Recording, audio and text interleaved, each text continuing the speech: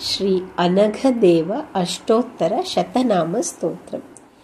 दत्तात्रेयाय अनघाय त्रिविधाघविधारिणे लक्ष्मीरूपानघेशाय योगाधीशाय ते नमः। द्रां बीजध्यानगम्याय विघ्नेयाय नमो नमः। गर्भादितारणायास्तु दत्तात्रेयाय ते नमः।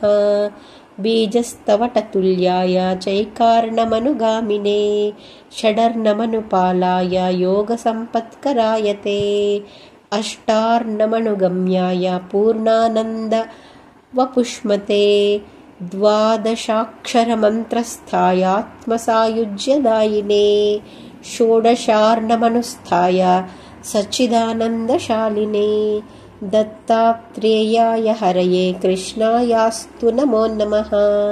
उन्मत्तायानन्ददायकाय तेस्तु नमो नमः।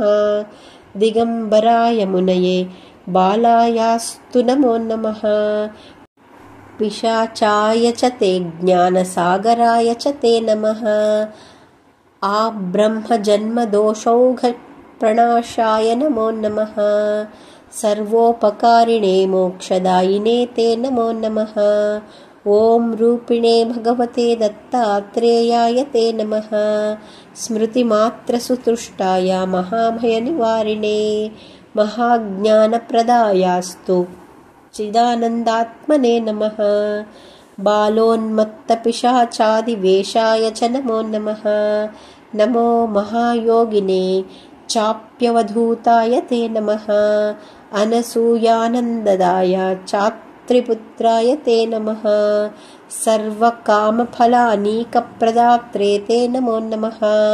प्रणवाक्षरवेद्याय भवबन्धविमोचिने ह्रीं बीजाक्षरपाराय सर्वैश्वर्यप्रदायिने क्रों बीजजपतुष्टाय साध्याकर्षणदायिने सौर्बीजप्रीतमनसे मनःसंक्षोभहारिणे ऐं बीजपरितुष्टाय वाक्प्रदाय नमो नमः। क्लीं बीजसमुपास्याय त्रिजगद्वश्यकारिणे श्रीमुपासनतुष्टाय महासम्पत्प्रदाय च ग्लौमक्षरसुवेद्याय भूसाम्राज्यप्रदायिने द्रां बीजाक्षरवासाय महते चिरजीविने नानाबीजाक्षरोपास्य नानाशक्तियुजे नमः। समस्तगुणसम्पन्नायान्तः शत्रुविदाहिने भूतग्रहोच्चाटनाय सर्वव्याधिहराय च पराभिचारशमनाय दिव्याधिनिवारिणे दुःखत्रयहरायास्तु दारिद्र्यद्राविणे नमः। देहाधार्ढ्याभिष्पोषाय चित्तसन्तोषकारिणे सर्वमन्त्रस्वरूपाय सर्वयन्त्रस्वरूपिणे सर्वतन्त्रात्मकायास्तु सर्वपल्लवरूपिणे शिवायोपनिषद्वेद्यायास्तु दत्ताय ते नमः। नमो भगवतेस्तु दत्तात्रेयाय ते नमः। महागम्भीररूपाय वैकुण्ठवासिने नमः।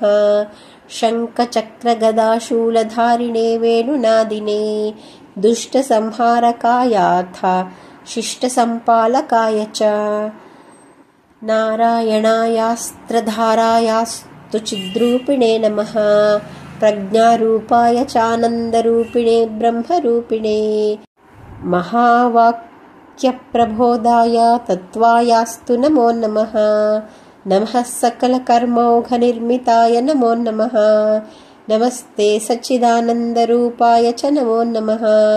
नमः सकललोकौघसञ्चाराय नमो नमः। नमः सकलदेवौघवशीकृतिकराय च कुटुम्बवृद्धिदायास्तु गुडपानकतोषिणे पञ्चकर्जाय सुप्रीतायास्तु कन्दफलादिने नमः सद्गुरुवे श्रीमद्दत्तात्रेयाय ते नमः। इत्येवमनघेशस्य दत्तात्रेयस्य सद्गुरो वेदान्तप्रतिपाद्यस्य नाम्नामष्टोत्तरशतम्। इति श्री अनघदेव अष्टोत्तरशतनामस्तोत्रम्।